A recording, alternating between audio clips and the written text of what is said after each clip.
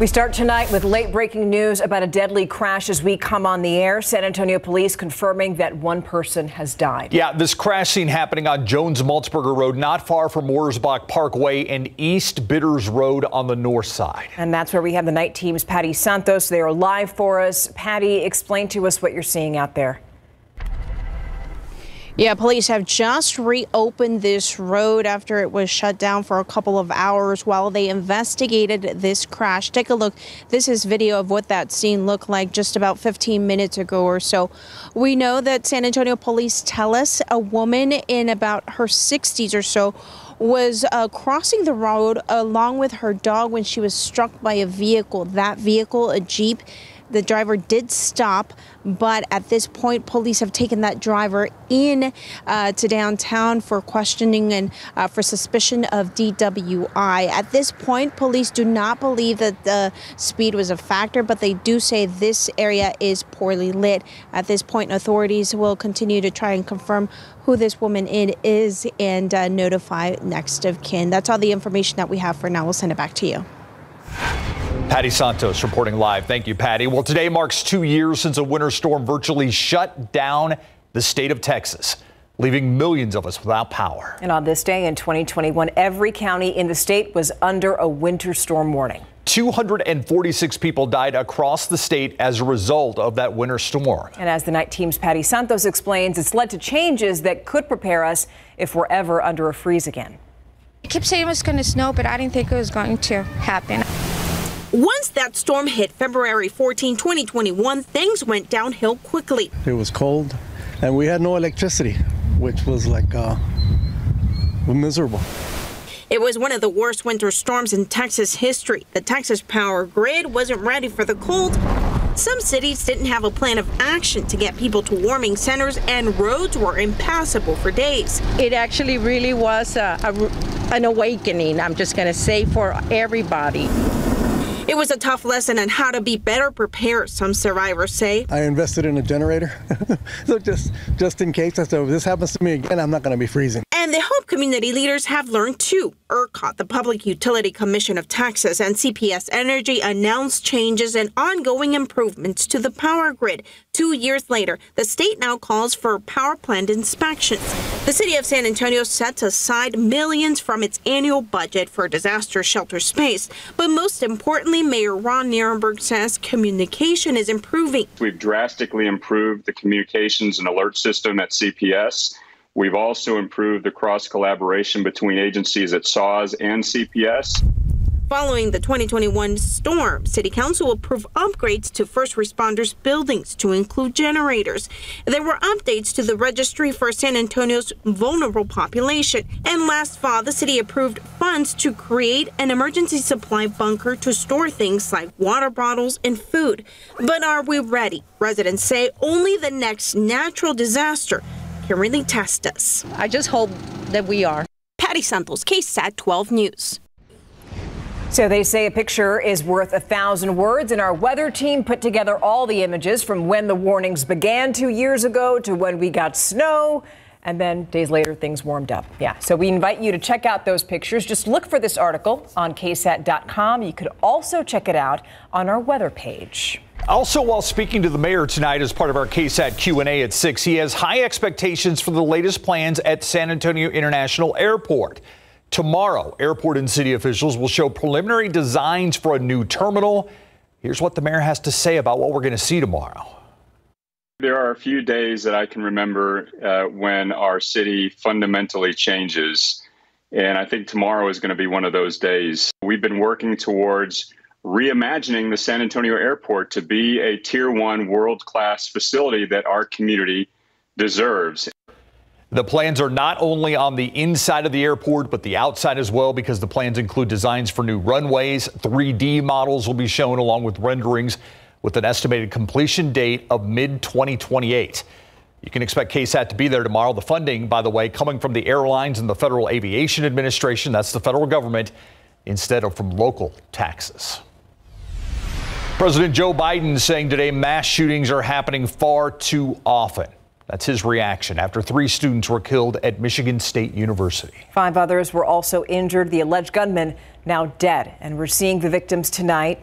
Ariel Anderson, she was a junior and aspiring pediatrician. Brian Frazier, a sophomore and chapter president of Phi Beta Delta. And Alexandria Verner, an upperclassman. Her former high school classmates said she was a kind person. This comes as the people who saw the shooting on campus are also sharing their experiences. Heard the gunshot. It must have been right outside of the door. Got down. That's when he came in our class, shot 4 more times. And the accused gunman died of a self-inflicted gunshot wound. Detectives say they found a 3-page note that he wrote. They say it included locations in Michigan, Colorado, and New Jersey that he also wanted to attack. Investigators still trying to determine the shooter's motive, but say he had no connections to the victims. The latest mass shooting is making both school staff and students think about their own safety plans if something like that ever happens here. The night team's John Paul Baraja stopped by some universities in our area to see if students here feel a sense of safety on their campuses.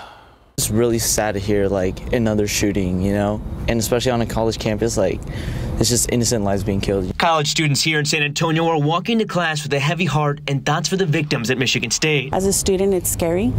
As a mom, it's heartbreaking. Students at MSU were forced to shelter in place, something one UTSA student says she's had to do before during her time at Texas Tech. It was terrifying. I know that we had to think through, you know, choosing the best corner. People just started running, and we were in a study room, and we just had to turn off the lights and push things in front of the door. Gun violence is top of mind. Data from the Gun Violence Archive shows at least 71 mass shootings have been reported in the U.S. this year alone. The archive defines a mass shooting as having 4 or more victims either injured or killed. 4 is a small number, but it's too many. Honestly, it feels like a systemic failure after a while. Why does it keep happening? Why is nothing being done to make it happen less often? Why did they have that? Why did they have that on a college campus? While some question the guns, others wonder if having one would help them survive such a threat. Maybe I might even get a gun myself too, just to like take precautions, you know? Students we spoke to say they feel safe on their campuses, but plan to be more vigilant going forward. It's really hard to prevent. Like, it's an open campus. Like, if anyone decides to like come on, there's really not much that can be done. Now, we mentioned the 71 mass shootings in the U.S. this year alone. According to the Gun Violence Archive, that number is still currently holding steady, but it did climb from 67 this morning. And to put that all into perspective, there's only been 45 days in 2023. It's a frightening statistic. Steve, Stefania. Thank you, John Paul. Now, as the nation mourns the victims at Michigan State, today also marks 5 years since 17 people were gunned down at Marjorie Stoneman Douglas High School in Florida. They were remembered today in Austin, where Uvalde victims' families joined a Texas lawmaker unveiling new gun safety legislation. The Robb Elementary families tell our night team's Lee Waldman this deadly trend cannot continue. Just months after losing her sister at Robb Elementary, violence hit close to home again for Jasmine Cáceres on Monday. It's such a uniquely American experience to survive through 2 mass shootings, wondering if there's going to be a third. 2 friends survived the shooting at Michigan State University, having already survived other mass shootings. For the Cáceres family, it's a reminder of their fight for change. Action needs to be done. You know, hopes and prayers are not going to do much. These laws need to be changed. The shooting in Michigan comes as Texas Senator Roland Gutierrez introduced new gun safety legislation. Senate Bill 911 calls for a bulk ammunition database for sales of more than 200 rounds.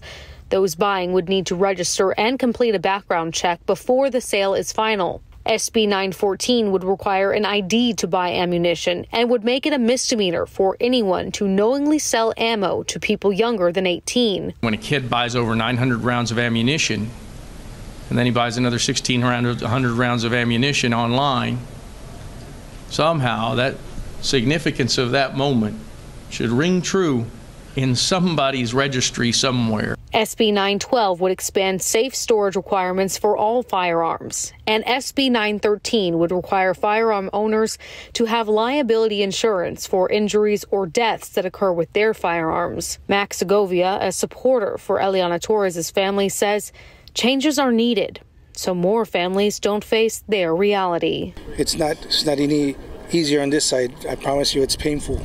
It's painful, and we wouldn't want anybody on our side. The families who were here say their hearts are breaking for the families of the Michigan State victims.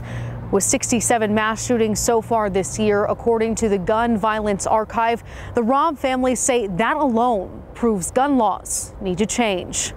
At the state capitol, Lee Waldman, KSAT 12 News.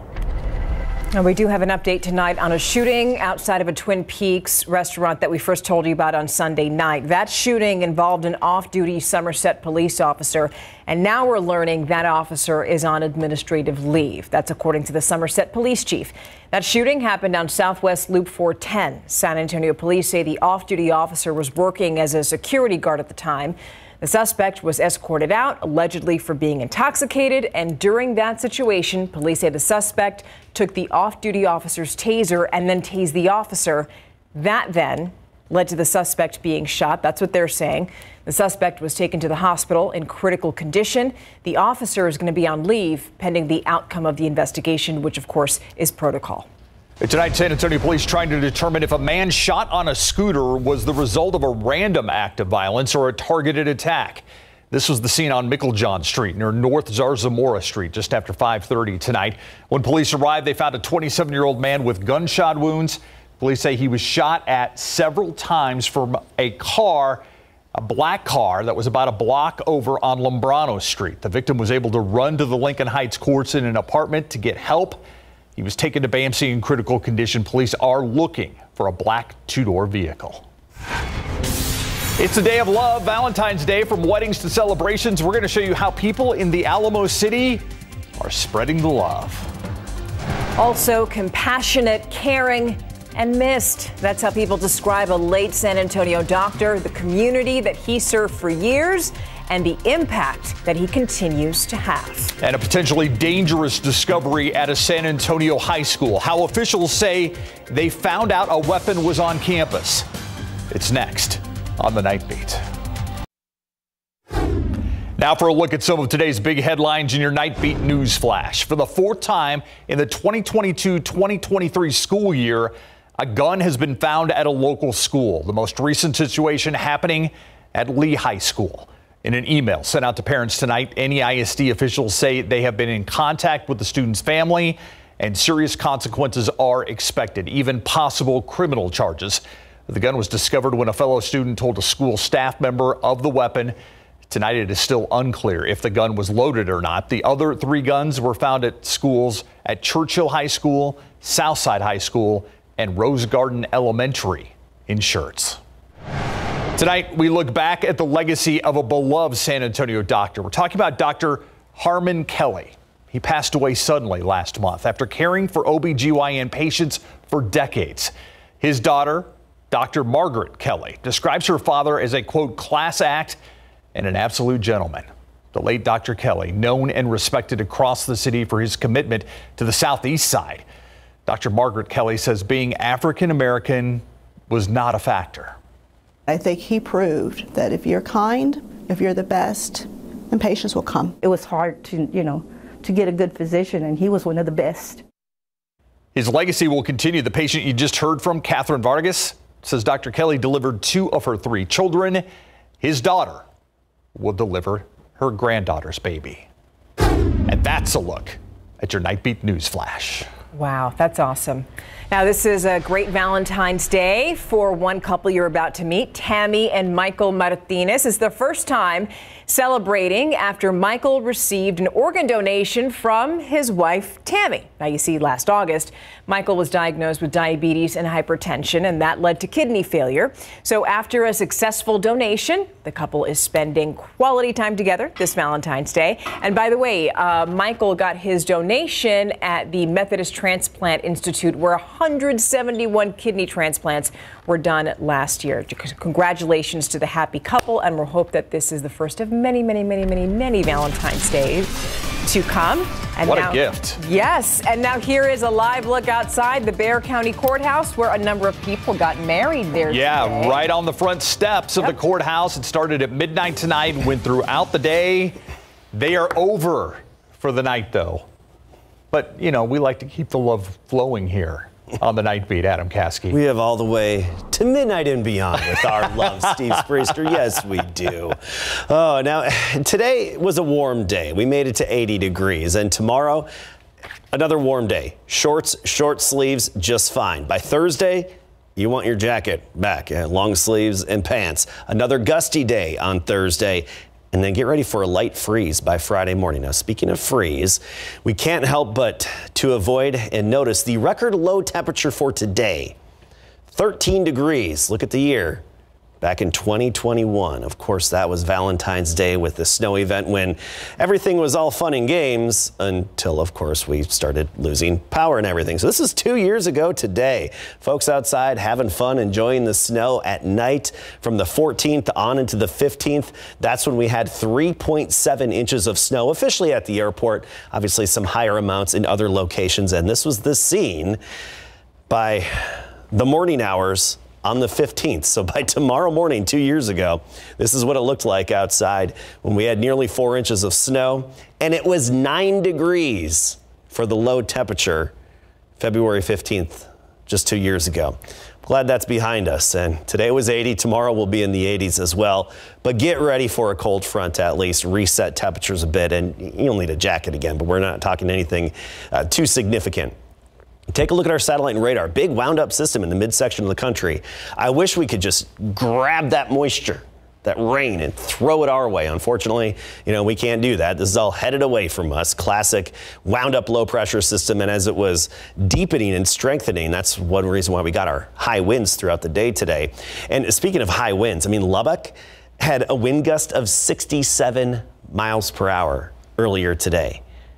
A severe thunderstorm wind gust is 58, right? So that just goes to show how strong the just clear sky, non-thunderstorm winds were. Our next system's moving through the Four Corners, desert southwest, causing some snow in the higher elevations. I wish I could tell you this cold front would bring us rain. Unfortunately, it's not going to. We're looking at a 10% chance. So basically no rain with that cold front. Let's talk about temperatures, though, and how they'll change. Across the state now, we're in the 50s. 56 Uvalde, 46 in Kerrville, 55 here right now in San Antonio. By tomorrow morning, right near 50. 48 Hondo, 50 Canyon Lake, 50 in San Antonio to start your day. But look at this. By 4 o'clock tomorrow afternoon, we'll hit our high temperature. And we're talking 90. Del Rio, Eagle Pass, Carrizo Springs, Cotulla, Pearsall, Dilley, you get the idea. 90 degrees, shorts and short sleeves, whereas around San Antonio about 82. So 79 Timberwood Park, 82 Elmendorf, 83 Von Army, and downtown will be 83 degrees. Then it all changes. Cold front hits tomorrow night. We're down to 59 for the high temperature on Thursday. Mid to upper 50s is the warmest we'll get Thursday, Friday, and then Saturday, barely even hitting 60. By the way, this dry air, it's going to stick around. It's actually going to get pretty even drier behind that cold front by the end of the week. So other than a little bit of fog tomorrow morning, it'll be a sunny day. And then notice that light freeze by Friday morning and Saturday morning. Pipes will be fine, but you will notice the chill in the air.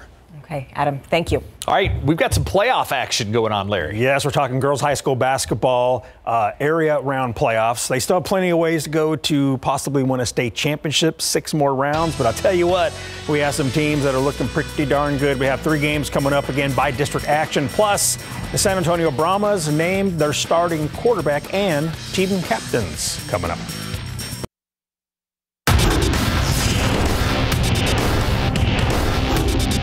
Our defense. Defense is the biggest part of the game. I feel like, that second unit group, they came out and, they held it down. Defense helped the Spurs get back in the game last night, but they lost again in big board sports. The girls basketball playoffs continue tonight with the Class 5A by-district round at Alamo Convocation Center. Jefferson facing Harlandale. Second quarter, Mustangs in control. Madison Guzman finds Kathleen Santos, who puts it up and in for a 21-9 lead.